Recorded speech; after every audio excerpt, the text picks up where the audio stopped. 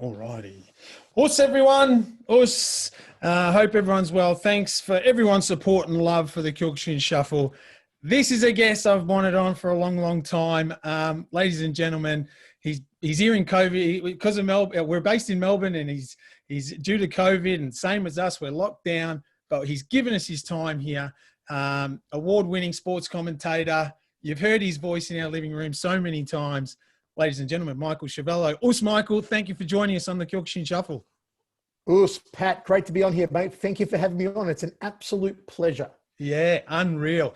Hey, Michael, we're stuck in Melbourne. How coincidental, being that, you travel the world and you've got so much on. So we've got a lot to go through, but how are you as such before we deep dive into so much?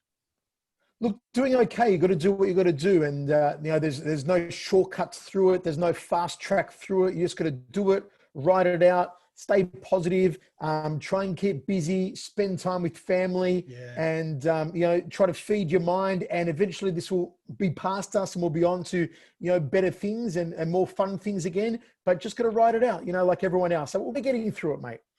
Well, we have a lot to get through. We've got an hour. We do as best we can in respecting everyone's time and their highlights and their journeys. And yours has been one hell of a journey in martial arts and combat sports.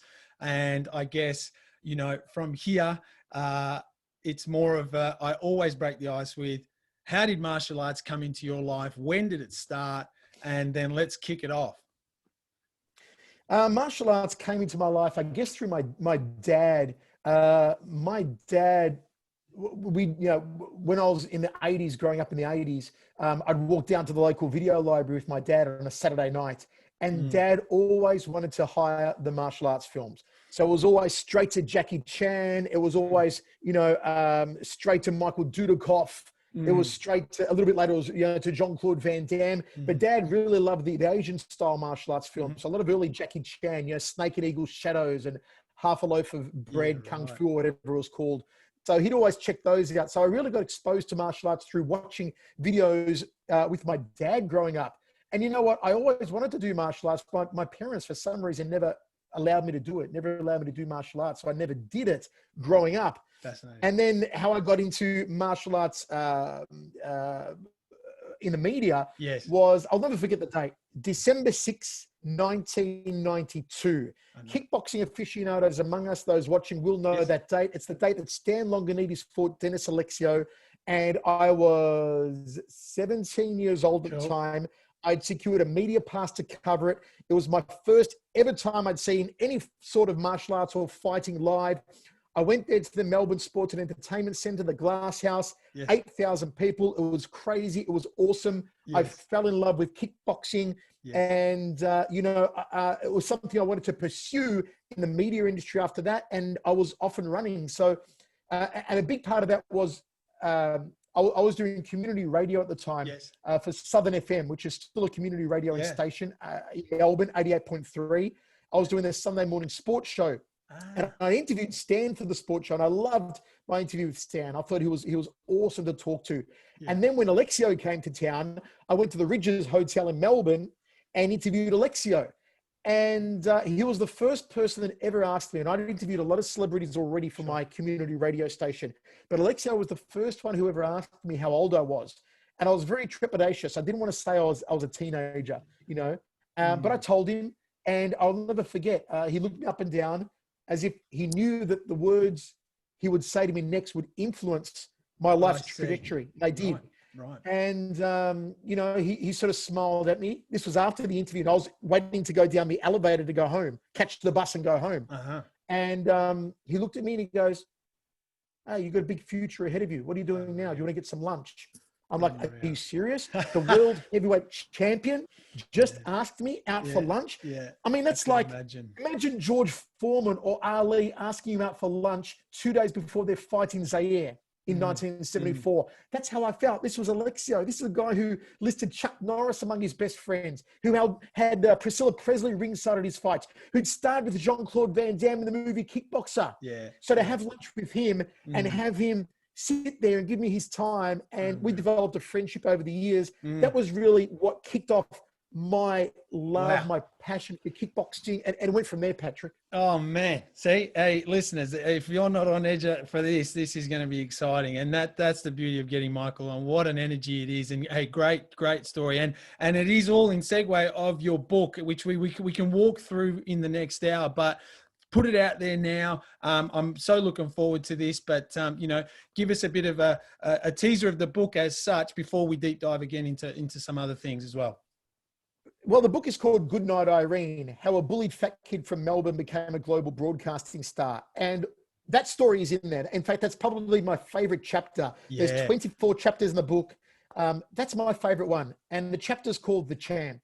And that's the one about meeting Alexio and going behind the scenes, backstage at that fight, Alexio Longanides, and how meeting Alexio influenced me and our friendship over the years. Yeah. And then having not seen him from 1992, I didn't see him again until 2007, 15 years later in Honolulu, when I commentated K1 in Honolulu. By then, I was known as the voice. By then, I was the voice of K1 worldwide. Sure. And I'll tell you a bit of a story here, Patrick. Please. You'll see this story in the book as well. Is that in 92, when I was 17, Alexio was Herculean.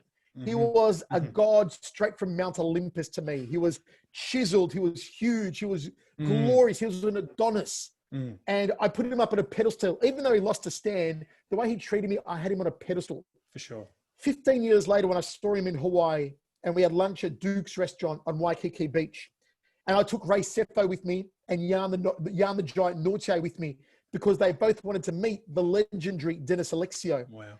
And when I saw Dennis approach me on Waikiki Beach, he wasn't the Herculean figure that I'd built up in my head from 15 years earlier when I was a teenager. Sure. His hair was gone. He looked more like a lean middleweight than the former, 6-time heavyweight champion of the world. And he embraced me in this hug, and I'll never forget hugging him on Waikiki Beach. And he's like, Mike, it's so great to see you. He goes, I watch you on TV all the time. Amazing. And it was as if I was then more known in the kickboxing world than Alexio was, through being the voice of K1. It was just, man, I think in this chapter, I'm getting goosebumps just thinking about it. You guys will read about it. It brought a tear to my eye writing it. It's just one of those things, there are people that we have, nostalgia we have from a teenage years, that if you see or experience those people 10, 20, 30 years later, it changes. And my love for Alexio will never change, but I describe in this chapter, in the book, Good Night Irene, how that relationship from 1992 to 2007 influenced my entire life. And Dennis was the one who set me on a trajectory into the kickboxing world that if he hadn't done that, Patrick, if he hadn't taken the time to accept a 17-year-old with his little tape recorder, in a hotel room in Melbourne, if he'd fobbed me off. And Alexio was renowned for fobbing off a lot of people. Alexio was renowned as being arrogant, but, not being the most media friendly. If he didn't like you, he'll let you know he didn't like you. For some reason, he took me under his wing. He liked me. And after 1992, for maybe 6-7 years, there wasn't a Christmas, there wasn't an Easter, there wasn't a birthday that went past that he didn't call my house, call my parents' home to speak to me and see how I was going. So, it's probably my favorite chapter of the book. And I hope everybody enjoys it, Oh, you can tell. And very moving, isn't it? Especially with a lot of people in martial arts, the influence that so many people have. And I mean, to have you on, especially, you're an influence to so many, and you're so humble with it because of just the passion that you have. It's just pure passion. It's just so much energy. It's unreal. 24 chapters. I mean, what a journey thus far. And I mean, let me just take you back to something here that a lot of, again, it's called the Kyokushin Shuffle in respect of, it's my base, but the shuffle bit is the exciting bit of who the people I get to talk to and the influence that Kyokushin may have had on some, or as such karate and martial arts. And your voice is adamant on one specific, on many, but one where you and Hammer did a commentary at the Geelong Arena. And there was an awesome Kyokushin full contact karate battle there that was on Fox Sports. And, I guess in leading into, some of the history and sharing with my listeners of Kyokushin, that was one. But give us a bit of a take on when the first meaning of Kyokushin comes into your mind. Sure. I began working for Blitz magazine in 1993. And the first issue of the magazine that I helped to put together with Mark the Hammer, with Silvio Morelli, I believe, if I remember correctly, it was the issue that had Sosai Oyama on the cover because he just passed away. So straight from my time at Blitz, straight away, I was introduced to this character, Sosai Oyama, who'd sadly passed away. So I got to research his life. And on the bookshelf at Blitz, we had this book called The Budo Karate of Masoyama by Cameron Quinn. I must have read Cameron's book 5-6 times over the years at Blitz. I took it off the shelf. I read it. I was blown away. I'm like, this is like a movie character come to life. This guy, Sosei Masoyama, did a 100-man kumite 3 days in a row, fighting 300 opponents undefeated. This man, Masoyama, would tour around America and compete against live bulls who he'd do a shuto strike to take off their horns, who he'd punch, churansuki between the eyes to knock them out. Correct. He could bend a dime between his thumb and his forefinger. Yes. I was amazed by this man. And then you heard people, I'd interview Cameron Quinn and I'd interview other Kyokushin karateka and hear them talk about Sosei Masoyama. And it was like they were talking about being in the presence of a Gandhi or a Nelson Mandela or some other world figure that not only was a huge figure in martial arts, but a figure that had such an incredible presence that he brought a lot of peace into people's lives. And even to this day, I still say on TV, I still say on one championship broadcast, I've always said it, Kyokushin is my favorite form of karate. Yes. It's real. It's the hardest form of karate. I still reference it on a lot of broadcasts. Yeah. If ever there's a Kyokushin guy fighting, I always give reference. Yes. I always give reference to Sosei Masoyama. I always give reference to the Kyokushin guys that brought the art into the fore and pushed it globally. The likes of Andy Hoog, Michael Thompson, Francisco Filio, Glaube Feitosa, Slam'em Sam Greco, guys that took the art to the next level and propelled it worldwide through K1, through mixed martial arts, etc. So I'm always referencing Kyokushin, and I always will. I never practiced it. I wrote a lot about it. I interviewed a lot of Kyokushin stars, and I have the most tremendous respect for it. And Patrick, I can't remember the year, but many, many years ago, I was very privileged in Japan to be invited to Hombu Dojo and be one of the only Western media people allowed behind closed doors to witness a 100-man kumite. Yes, yes. So it was when Arthur Hovasinian completed the 100-man kumite. I was writing about it for Inside Sport. Now, this is a closed door event. Yes. Usually nobody but those who are Kyokushin affiliated with Hombu and those who are very, very special guests like Ray Sefo, who was there with me that day, are invited.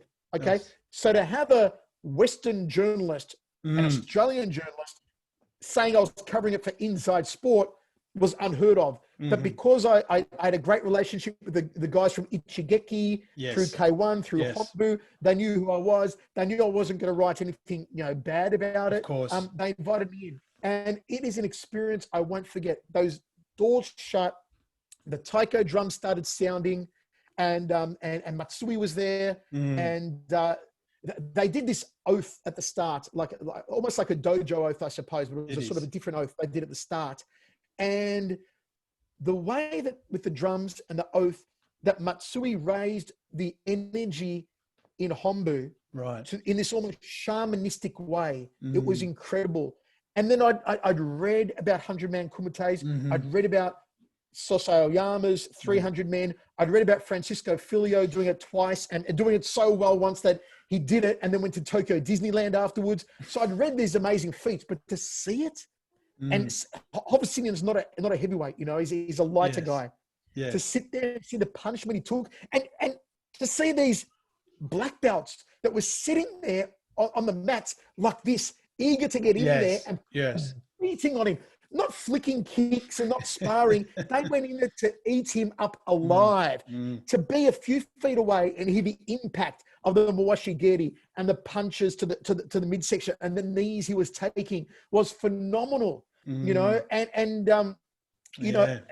then the thing was, the guy is almost dead on his feet after the 98th match. He's been knocked down a few times. His body is bruised. His bloody nose. He's spitting blood. He looks like he's on life support. He looks like the Walking Dead. Unreal. And who do they pull out for opponent number 99? Yeah. They pull out Glaube Feitosa. Feitosa, K1 Regional Grand Prix champion, all-time Kyokushin great, heavyweight, 110 kilos. His opponent, 99. He does no favors to Hovasinian. Hovasinian lasts. Who do they pull out for opponent number 100? I couldn't believe it. Francisco. They call up Francisco Filio. Guy was in the K1 World Grand Prix final. Guy's a K1 legend. He's done this thing twice before. And his opponent, 100. Can you believe that? Going through 99 people, and then you got to face up to the God hand himself. I was blown away. It was one of the most amazing things I've ever seen. I will never forget it. I'm glad I got to write about it for a mainstream audience. But yeah, that's a little bit about my love for Kyokushin. Yeah, well, there you go. Look at that. That's just a start. Hey, that's exciting. Thank you for taking us into that little side note there on the 100 man, and exactly that. You know, your respect for the art is recognized, and more so your knowledge in so much in the mainstream, right? You know, like you've just gestured, this is your platform. You're the best in the world at it, and you've got a window here to put it to work as best you can within the time frame that you have, and all the above, and that's the bit that's so exciting. You know, the thing is, Patrick, I've always wondered why Kyokushin as a full contact sport never got more mainstream or more exposure. We did that one event on Fox Sports, which was fantastic. It was so much fun to do. Yeah. But, you know, especially Australia, we've got guys like Judd Reed and Peter Graham and tremendous competitors over the years who are so entertaining and do it so well. I mean, you've got something like bare knuckle boxing at the moment, okay, in the US. I'm not a fan of it, okay? But it's the gimmick of it's bare knuckle, but you get very ugly technique. Just guys trying to brutalize each other, swinging, looping punches. But here's Kyokushin, which has been bare knuckle for a long time. Yeah. Sure, there's no punches to the head, and that's cool because you know what? The knees can go to the head, the kicks can go to the head, and that's the beauty of Kyokushin. And these guys are wearing no protection. There's no head guards. All they're wearing, I guess, is a groin guard, and that's it. Correct. And you could market it so well with entrances and a cool ring area and music and pyrotechnics to put all the razzmatazz you need for television, and then have two guys compete against each other, full contact. I always wondered why it never got more television exposure, and that if someone came along that had the right idea and it was politics free, and politics, you know, we know that in Kyokushin over the years, politics has sadly dented it a lot and probably prohibited what it could have done. You know, if after Oyama's death there hadn't been that big split, if they, there'd been unity, you've got to wonder if someone had that unity, had the money behind it, and had the imagination to go, we can do this. I think it could have been huge, you know? Well, that's right. And I mean, I guess it angled into K1, which we can talk about, you know, now in the avenue of yourself taking it to that next level of your commentary and highlighting so much. And to the listeners at home, that's your job, right? To bring us the atmosphere, the intensity, the feeling, the emotions of what's going on. And you're just the best at it. When was the first K1 angle or that trip that blossomed you, or that made you go, whoa, shit, I'm in this now. This is happening, you know, and the tap on the shoulder from maybe an executive, a corporate, or someone that made you kind of go, excuse me, oh, and look who's there. And then we'll move on to the amazing guests and celebrities and so forth that you've tapped into as well. Well, as you guys know, in the 1990s, early 2000s, K1 was the largest combat organization on the planet. It was bigger than UFC. It started at the same time as UFC, of course, in 1993, but it was bigger than UFC. It was broadcast globally. The ratings in Japan were monumental. The ratings in Europe were huge. It was breaking into the USA as well. When it got on TV in New Zealand, we used to beat the All Blacks rugby in New Zealand. So it was massive at the time. I remember in 1997, Hammer and I, we were commentating together on Fox Sports. Hammer and I putting together a highlight reel video of the two of us and sending it to K1. I remember we sent it in a velvet pouch we'd found in the Blitz offices. We sent it over, fingers crossed, hoping K1 needed an English language broadcaster. Maybe we could get the gig. We never heard back from K1. We never heard back. We sent it to Master Ishii's office and never heard back. And then, of course, K1 came to Australia through Tarek Solak, and we were commentating those on Fox Sports. Right. But then what happened was in 2001, I was working on a radio station in Melbourne called Kicks FM, hosting a morning show. And I got a phone call on like a Tuesday morning from Dixon McIver. Dixon McIver was the manager of Race FO and Mark Hunt, and also the honcho behind K1 New Zealand. And Dixon rang me and said, Michael, our commentator for Sky TV New Zealand, a guy called Neil Walker, is sick. I need a commentator for this weekend in Fukuoka. Can you jump on a plane tomorrow if I book you a ticket and go to Fukuoka and commentate the K1 at the Marine Messe? And I'm like, are you kidding? My chance to commentate K1? Yes, book me a ticket. Next day, I went to the airport, hopped on a plane, Melbourne, Tokyo, bus from Tokyo airport to Haneda airport, another plane from Haneda to Fukuoka. Went and commentated K1, was broadcast on Sky TV, pay-per-view in New Zealand. And my luck had it that on that event, my first K1 event ever overseas in Japan, I got to commentate the greatest K1 fight of all time, Mark Hunt versus Ray Sefo. Ray Sefo. Amazing, right?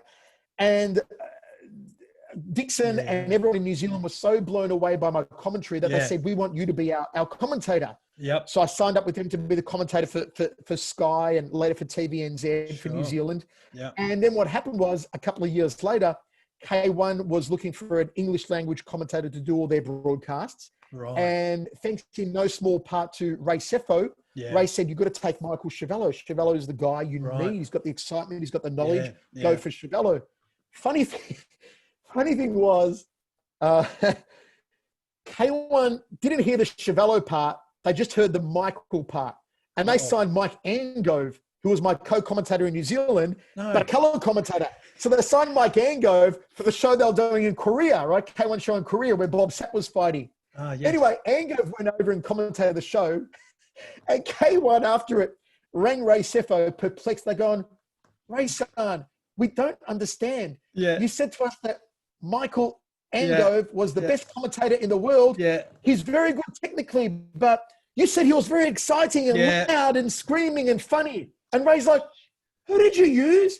We used Mike Angove, like he said. No! Ray's like, no, I told you guys Mike Schiavello, not Mike Angove. So then they picked me up and signed me up, and it was through Sony those days, held the international broadcasting rights. I signed up through Sony and became the voice of K1 internationally. And man, I forgot how many tournaments I commentated around the world, everywhere, around Europe and throughout Asia and in Hawaii and Vegas and all over the place. And it was just the most amazing time. So a corner here, an angle that I wanted to tap into your approach and the way you've I guess, built this brand of yours is I'm using the word research here, but I guess, you get the fight card, can you take us into the back end of how, you see this? A lot of us hear it, but now we've got to see, you don't just walk up there, put the mic on, bang, watch a bout, and then away you go. Maybe there's a bit of that there, but I know that there's a big chunk of it of you going, so can you give us a little bit there on how your preparation of being this successful in this avenue has helped?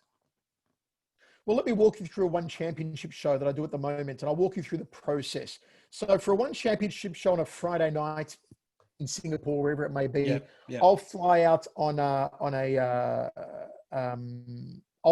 Tuesday.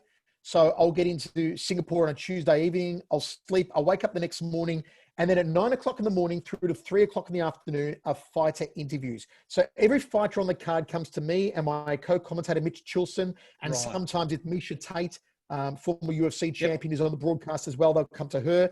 And we will sit down with each fighter and ask them questions. Now, the questions we ask them are specific to the broadcast. They are questions of information that we want for the broadcast. Particularly this information for me is used during the walkout. That's when I like to use this information. And my main questions are always, how long did you train for this fight? Right. How many weeks was your camp? What did you do differently in this camp to previous camps. What is your strategy for your opponent? And we need to remind the fighter, this is not broadcast, it's just for our TV. We don't tell the opponent, but we need to know your strategy so we can say it. Yeah. So they're my three main questions. And then we'll go, any injuries, specifically what technique did you work on? We'll spend maybe 10 minutes with each fighter, and that's quite a process, but we get all of our notes down. That's it for Wednesday. On Thursday night, we go to the arena at about 6 o'clock and we do rehearsals. So we're inside an empty arena, but all of our crew is there. And at a one championship show, we usually have a floor crew, staff, production of about 120, 150 people. So everyone is there. Wow. And we'll get two of the workers to go in the ring and mimic a fight. And Mitch and I will do a mock commentary, and everyone will do the mock pyrotechnics, the mock sound, mock refereeing, mock judging, mock camera angles, everything will be just a mock up. Okay. And that'll usually go for about 3.5 hours. We'll do that on a Thursday night. Wow. Yeah. On a Friday morning, we'll get up, we'll have breakfast, and we have a production meeting. A production meeting is usually with our producer and our director, and also our assistant producer. And we'll go through the bouts one by one and talk about any highlights, any storylines of the bouts, so that we've got them in our head of what we're talking about. Hey, the storyline we want to push for this bout in particular is Patrick Pinto is now the #1 ranked in the world. By having this fight, he's risking this #1 ranking. If he loses this fight, he topples down the rankings, misses his title shot. Is this a big risk for him? Should he have taken this matchup, or should he have waited for a world title shot? We'll figure out the storylines. And then, of course, that night, we're off to the arena. We're doing the live event. Again, we'll do a rehearsal, sound checks about an hour, 2 hours before we go on air. And then we're sitting there from, 5 p.m. the prelims start through to about 11:30 p.m. at night to the end of the live show. Yeah. And that's a wrap. There's also a lot of notes that get compiled. I go with a book full of notes because preparation is everything in the commentary game. You need to be prepared. Sometimes you have slow moments. Sometimes there's a groin strike where a guy gets up to 5 minutes for recovery. What are you going to talk about? What are you going to talk about? You can't talk about the groin strike for 5 minutes. You've got 2 testicles. What are you going to do? 30 seconds for each testy? That's it. So you need other stuff. You need your notes. You need your research. It's there. You need your storytelling element. So a lot of people think commentary is easy. You can put on the headphones, sit behind a microphone and just call it. But it's a lot more complex than that. And a story to do with that is there's a fighter in the UFC at the moment called Ryan Spann. I love Ryan Spann. Big fan. Used to commentate his fights at LFA. Great guy. Anyway, Ryan used to always come up to me and Pat Militich in America when we were commentating LFA shows. And he's like, guys, I should be a commentator. I can be awesome with this. I think I'd be amazing every show. One day I got so sick of it. I'm like, Ryan, all right, mate, I'll tell you what. You take Pat's headphones. You sit next to me during, we'll rehearse a fight. No. It was a prelim fight we weren't recording. I said to the guys in the truck, hey, guys, film this prelim fight. I want Ryan Spann to commentate with me. So, all right. Okay, Ryan, you think you're good? Put the headphones on. Oh, no worries. Awesome. I'll blow it out of the park. Okay. Put the headphones on. The fight starts. I go off as I do at 100 miles an hour. And then I throw to Ryan to come in. It's like, the round ends, and I wrap up the round. I go, Ryan, your thoughts after one round? He's like, what? Shit. He takes the headphones off, and he's like, man, that is harder than I thought. I go, I told you, mate, it's not just a matter. When you see someone like a Joe Rogan or someone like a Pat Militich or someone like a Mitch Chilson, they make it sound easy because they've been doing it for years. It's like watching a kata from Judd Reed. He makes it look so easy because he's been doing it for years and he does it so well. You know what I'm saying? Good angle. You know, it's like studying martial arts, man. You do your kata, you do your technique. They become almost second nature because you've been doing it for years. But the key is, Patrick, as you know, you can't just get it down pat and then never do it again and expect to keep doing it well. You've got to keep practicing. You got to keep practicing and improving. You'll always find an area to improve 100%. With your kata, with your sparring, with whatever it may be, with your breathing. And the commentary is the same. I will never rest on my laurels. I know I'm good, but I always want my next commentary to be better than my last one. And I say that to anyone is starting anything in life, especially people that are starting podcasts, radio shows. I go, there's a lot of guys out there that are doing podcasts now, and I do a lot of interviews for podcasts and radio.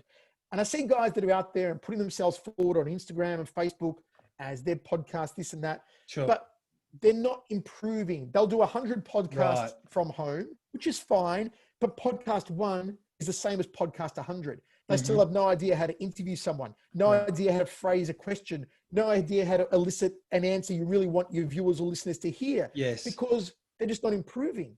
Got you. So every time you do something, it's not, they say practice makes perfect.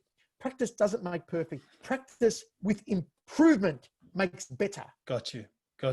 Yeah, man, that's unreal. Thank you for sharing that. That's inspired me a lot. It's an avenue, that a passion project that I've started that's just gone bonkers. And I would love to do this forever, but that's on that angle. Hey, Michael, you've shared that so beautifully as well. With the back end side, I'm sure that's opened so many people's eyes. Especially me who watches it so much, UFC and yourself.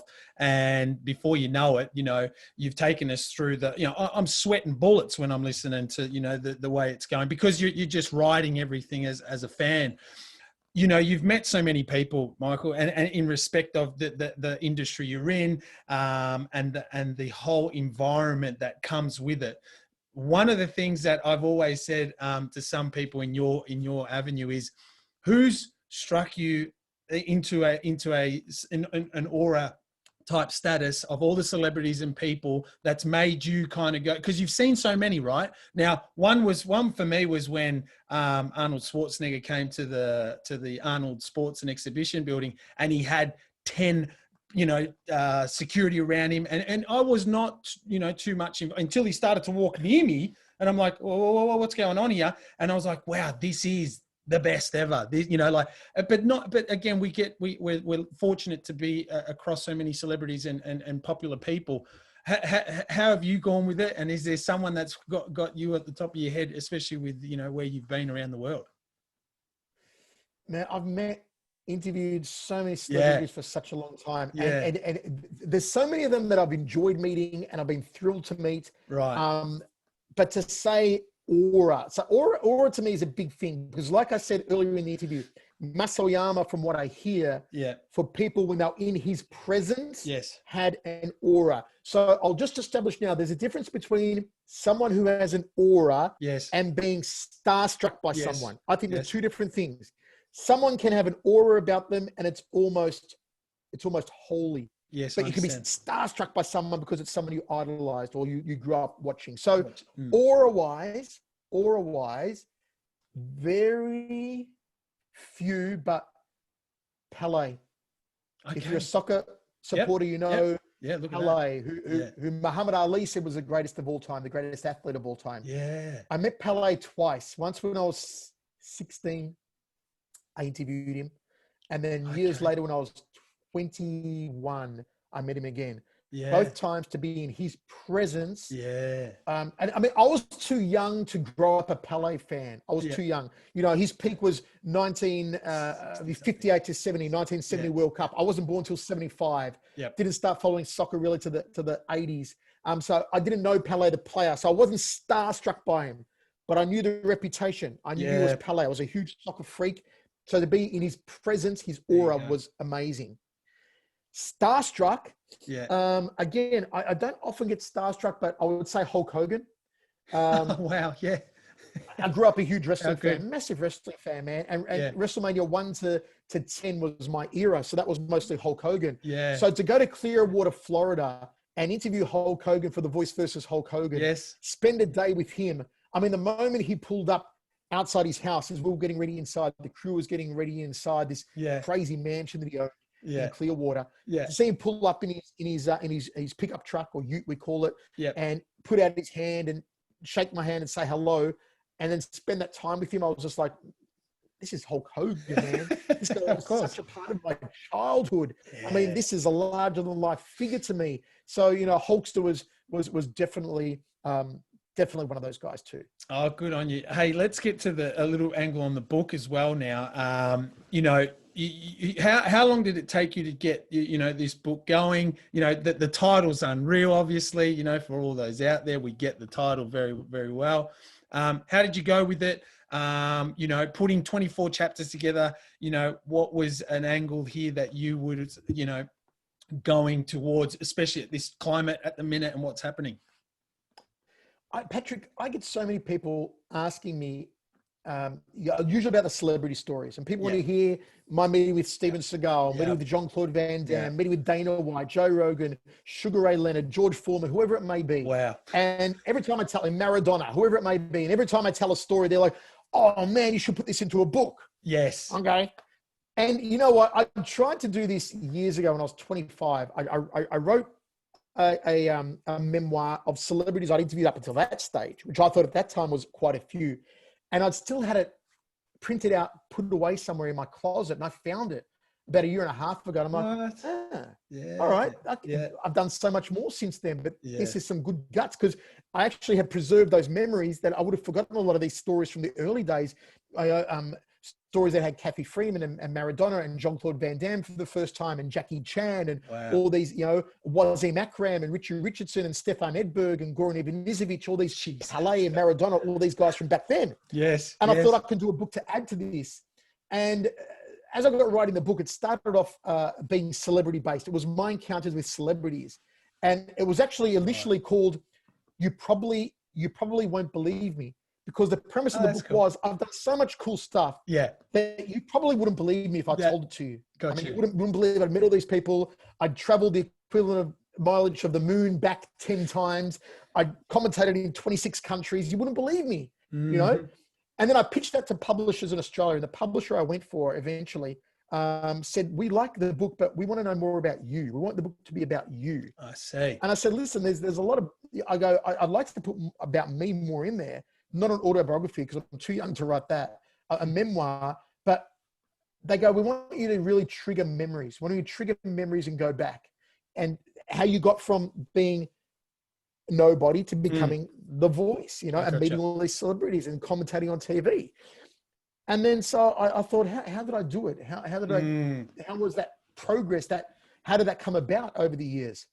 And I recall being a fat kid, man, overweight fat kid growing up. And when I was bullied for the first time, and how having to overcome those bullies, the way I did it was, I didn't have any physical prowess. I wasn't a good sportsman. Right. I wasn't a jock. Sports wasn't me. Academically, I was good, but never A+ student, you know? Sure. And I was teased about my weight. But two things I always had. I could always write. I was a good writer, but I had a voice. I always had my voice. Right. It was my voice that allowed me to transcend the bullies, to get out of the pit those bullies tried to dig for me and push me into.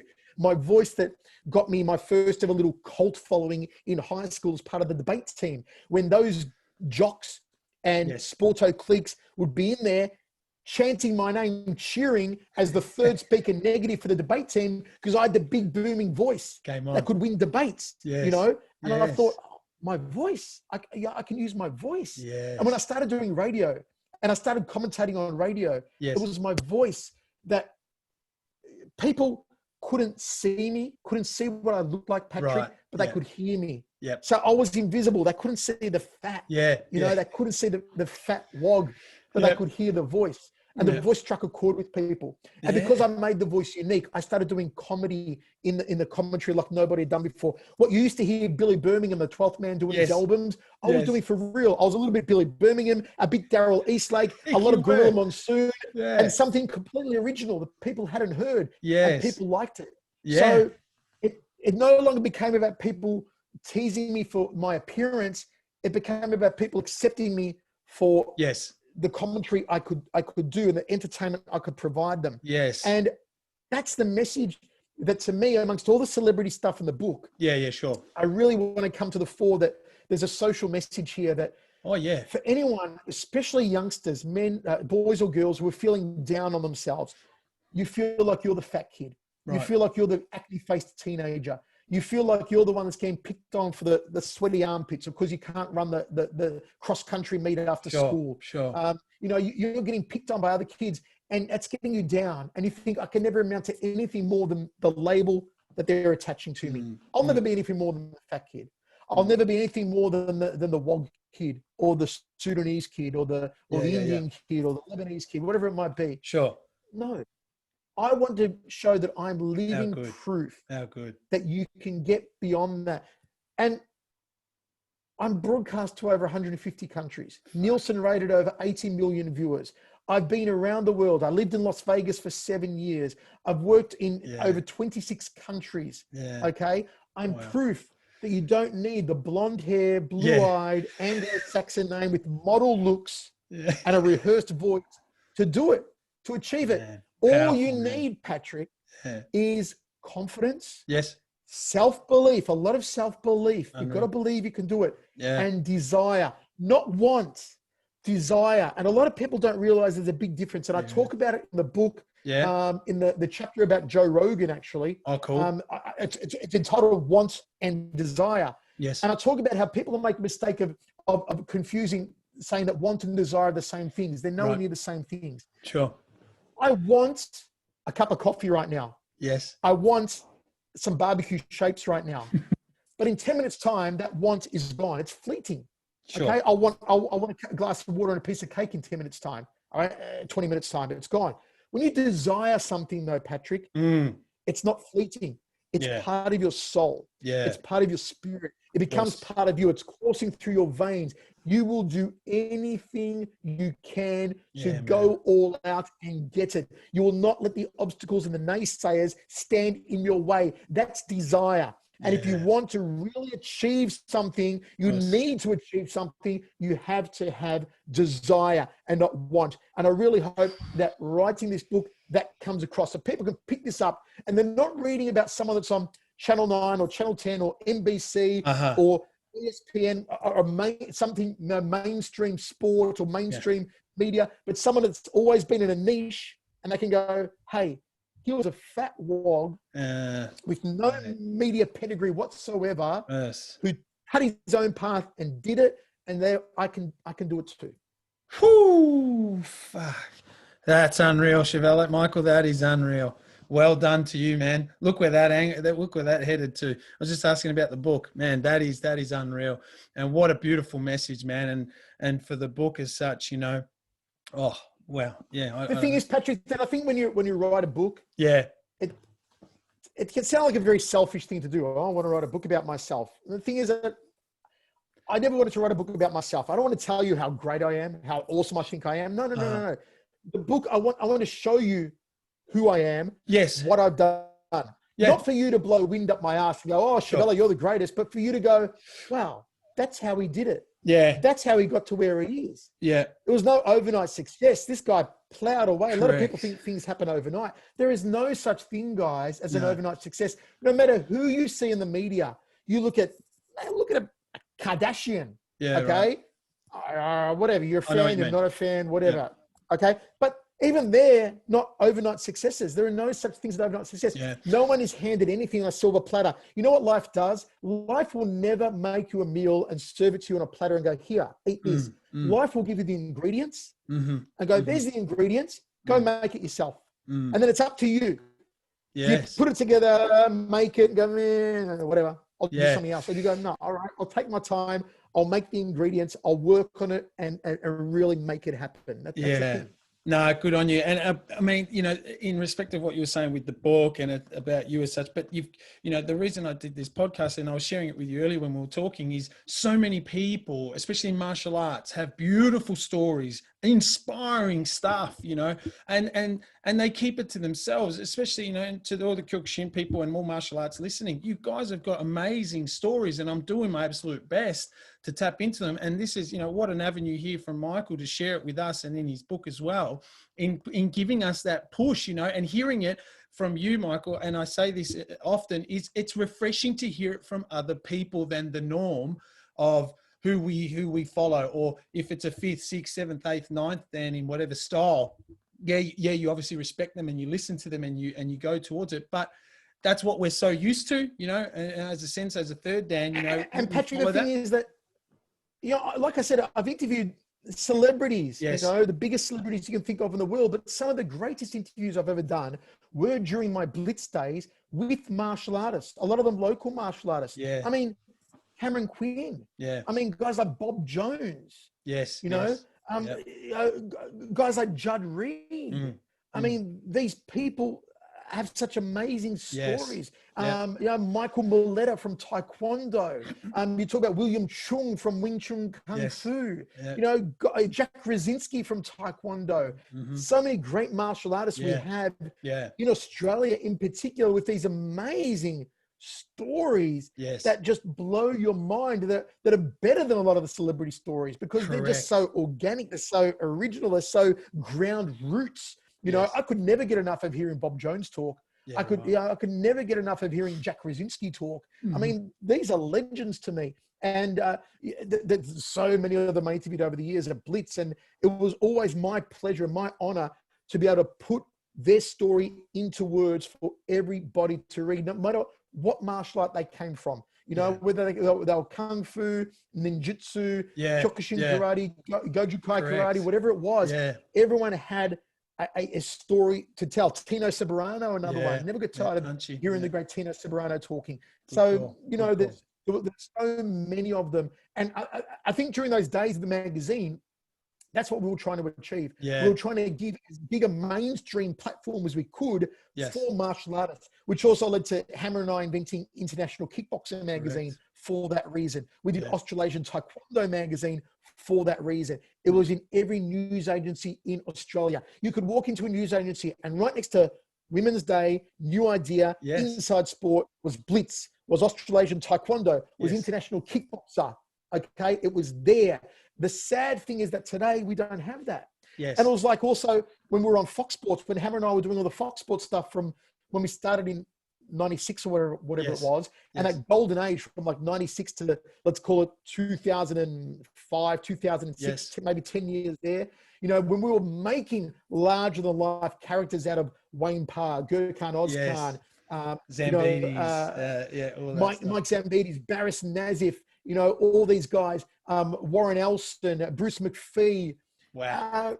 That's not there anymore these days.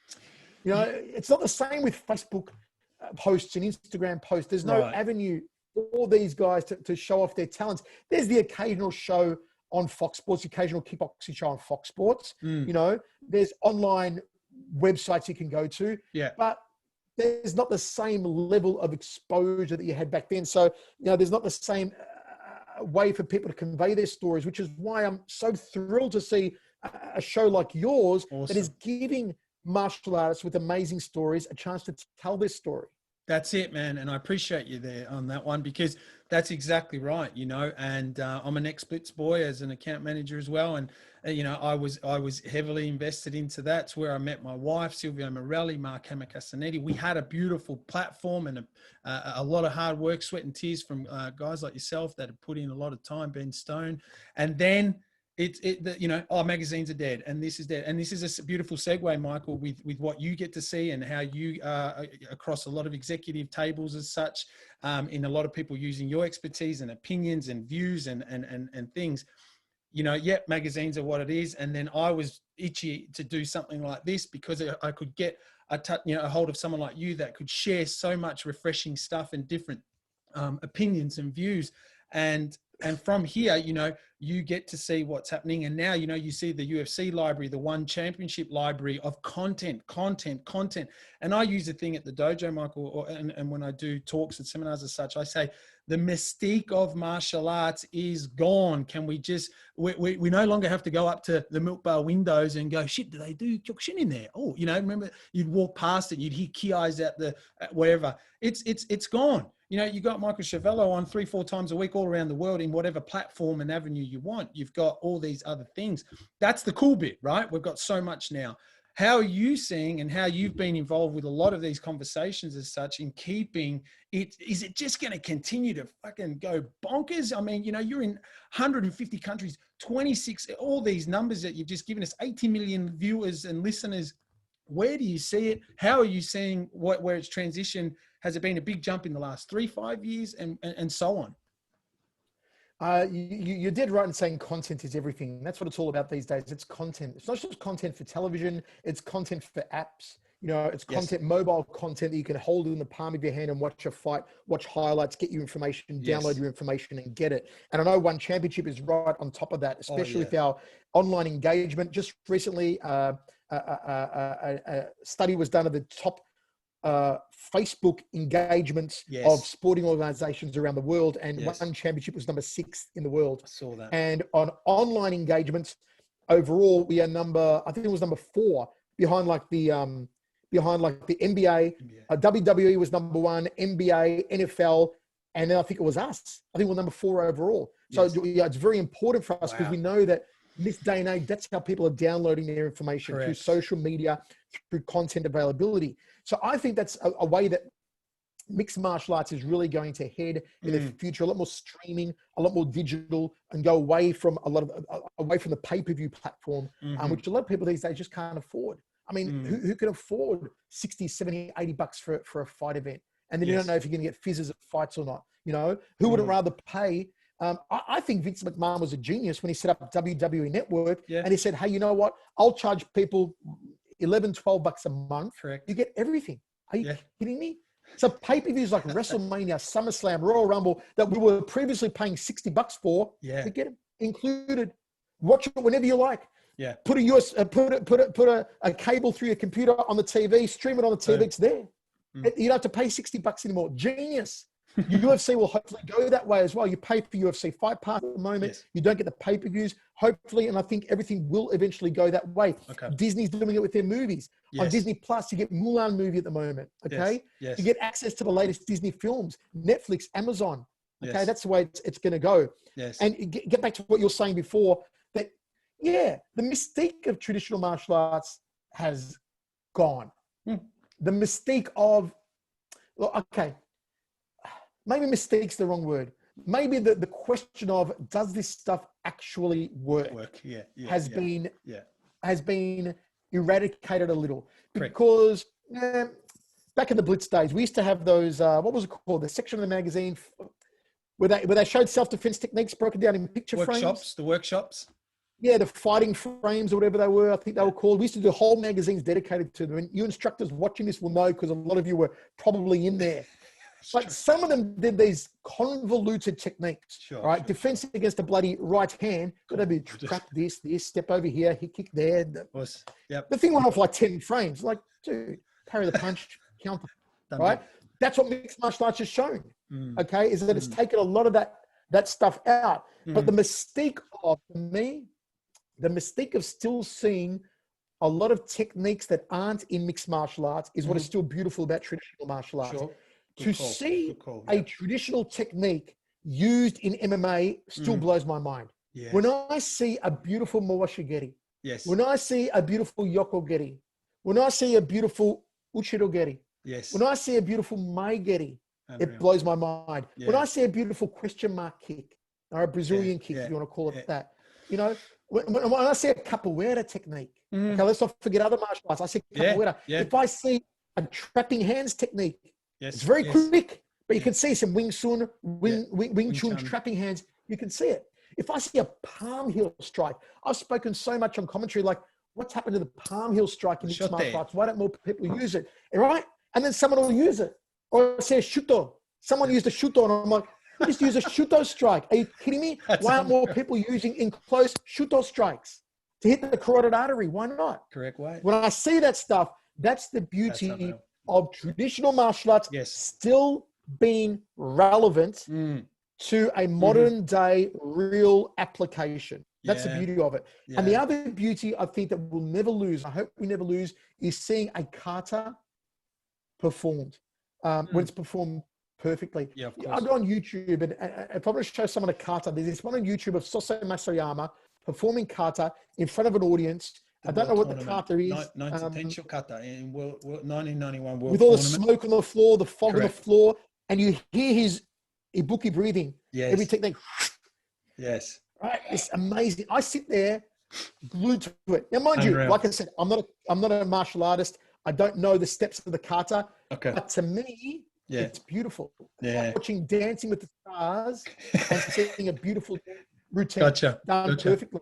It's like watching a ballroom dancing world championship between two ballroom dancers, and they're executing it with perfection. To watch someone do a kata, to watch someone do a weapons display, you know, sai, yes, weapons, bow, nunchaku, you know, it's beautiful to watch. Yeah. That traditional martial arts, the martial arts is all not just about self-defense and fighting. It's much more than that. It's about discipline the body, but also the mind, the discipline that goes into a weapons form, or goes into a kata or a pumsi, whatever it may be. You know, is just something that I think will never be lost from martial arts. You need that.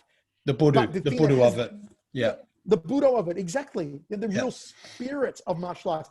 But like we said, you know, all those convoluted ways of defending against a bloody right hand or a bloody round kick, they've gone to the wayside. And you can only do, Patrick, what you can do in the time zone you're doing it. Okay. Bruce Lee was ahead of his time. Yes. And was criticized by traditional martial artists because he was the one who was saying, I don't need to do all these convoluted 10 techniques to defend against a punch when I could do 1. Yes. Okay. Yes. And why not take the guy down to ground and sub him out with an armbar, as we saw in Into the Dragon? No one had seen that before on film. Correct. Yeah. And he does it to a young Sammo Hung on Into the Dragon. Yes. You know? And so people were looking back then and saying, this guy's terrible. He's killing the traditional martial arts. A lot of traditional martial artists will say that about mixed martial arts, but it's the times.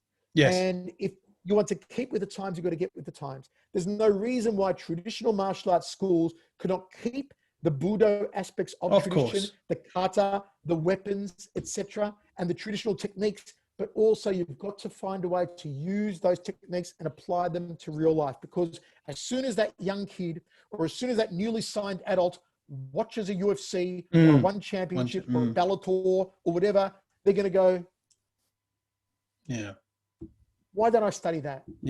Why don't I just train that? Correct. Okay. You got to figure out what people are in the dojo for, what they want, and then, you know, specifically mold it towards their needs. And that's modern society, isn't it? We all want information based on our needs. What do you think cookies are for on your computer when you say accept cookies? And then you go on Facebook, and the next thing you know, you've been looking at a new TV on the Good Guys website for half an hour.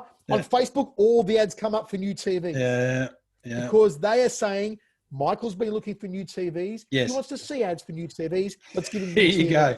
Yeah. So if Michael walks into the dojo tomorrow and I start taking up karate, and I'm not interested in self-defense, but I want to train for my mind, for my peacefulness, because maybe I have anger issues. I want to train to get rid of those. Okay. We'll tailor Michael's training to that. We'll teach him kata. That'll help improve his memory. That'll help to calm him down. We'll make sure he focuses on the kata and the beauty of the techniques. Correct. But if Patrick walks into a dojo tomorrow, a kung fu class, and say, I want to sign up for Wing Chun classes, are we going to put him on a wooden dummy if he says he wants to learn self-defense techniques? No, we're not going to make him work the wooden dummy. We're going to tell him how we can apply it to self-defense. Very good. Do you know what I'm saying? That's the modern age. Yeah. You can't just think to yourself, all these 30 or 40 people on my mats are all the same. We're going to treat them all the same. You do what I do. If you don't like it, get out of my dojo. It's not like that anymore. Michael, that's unreal. No, that's spot on. And I guess we've got 5 more minutes here, Michael. I appreciate it. Look at that. It's flown, you know. So I guess you're employed as such with one championship. You've done an amazing job. You're the best in the business. You know, we have to, I guess, acknowledge a little bit here of the future of what's happening with, you're broadcasting some of your things currently from Melbourne, and the event is, in Asia somewhere.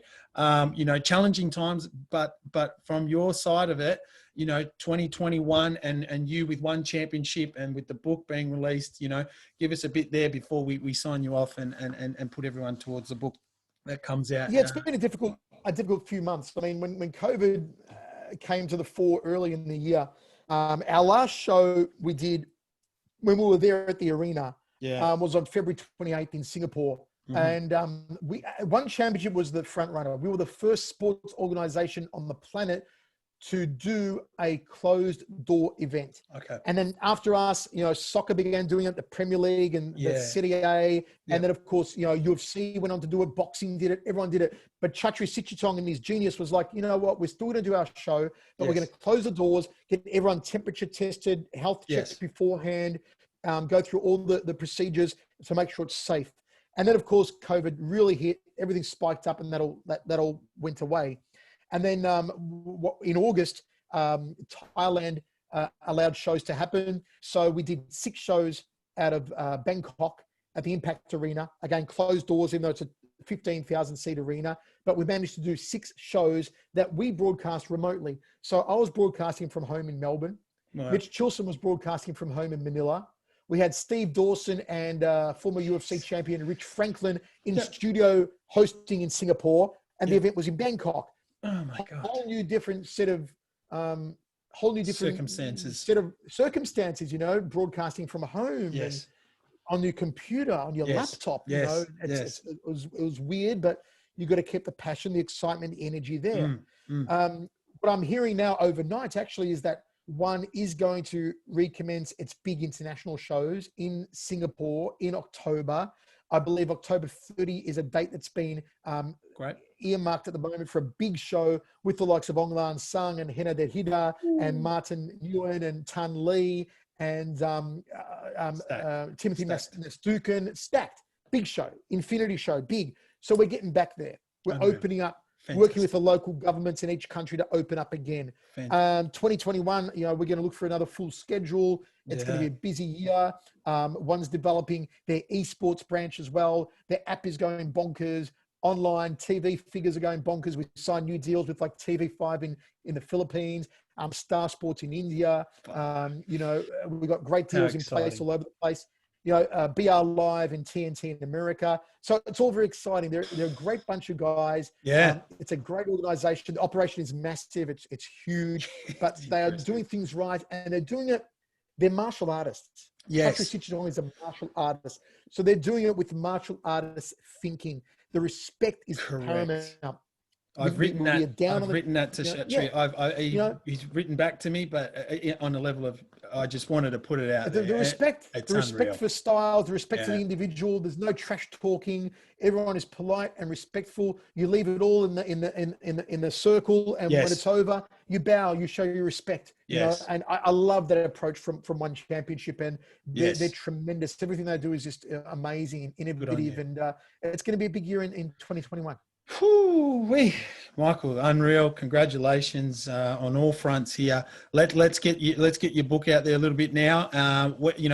Follow Michael on his Facebook, his Instagram, and so forth. But the book will be available. Put it out there to everyone now. The floor is yours. Yeah, thank you, Patrick. I appreciate it, mate. The book is called Good Night Irene. You can do a Google search for it. Good Night Irene book, Michael Schiavello. In Australia, go to badapplepress.com.au or go to Booktopia on their website. You can order it there. Worldwide, you can order it via One Championship, onefc.com on their One Shop. Awesome. In America, for those Americans watching, Barnes & Noble is pre-order on Barnes & Noble's website. It'll be available on Amazon, of course, all the usual suspects all over the world. It drops October 1st. You can pre-order it now. Go to my website, goodnightirene.com. There are links you can click through. Audiobooks coming. I just finished narrating it yesterday. Ebooks coming as well. It's all coming October 1st. So please, everybody, get a hold of the book. And I really hope that it's going to have a real important social message that will inspire a lot of people, no matter your age, no matter what even if you're down on COVID at the moment, you're being locked up and can't do what you want to do. Let it be inspiring. Let it take you away for a few hours or a few days as you read it, and then get your brain juices thinking and get your blood flowing and go, hey, if Schiavello could do that, I'm going to go for it and do something too. Sensational.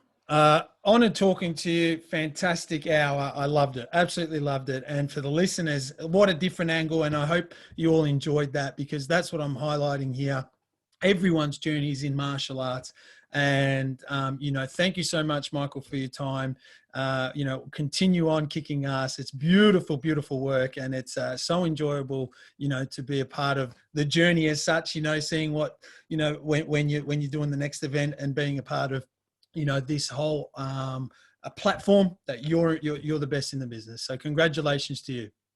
Patrick, I want to say thank you for having me on the Kyokushin Shuffle. Keep shuffling, mate. And to all of my martial arts friends around Australia and New Zealand in particular, who I used to write about back in the Blitz days, feel free to reach out to me on Facebook, on Twitter, on Instagram, wherever it is. And, say hello. You guys are all awesome. And I hope you can get on Patrick's show and shuffle along with him.